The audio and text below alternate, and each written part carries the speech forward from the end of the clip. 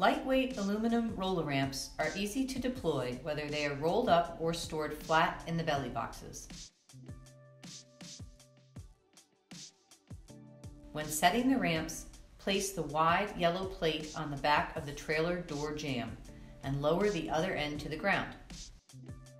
The Clubhouse recommends placing the ramps side by side with a very small gap in between.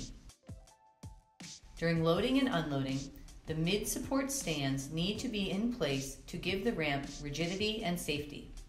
To place the stands, slide a stand along the ground until it comes in contact with the bottom of the ramp treads.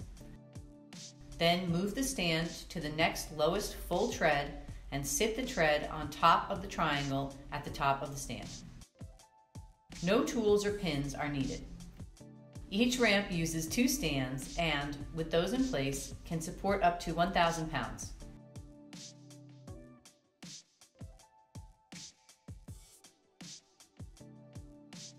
To stow the ramps, load them flat into a belly box or roll them up and secure them with the provided straps.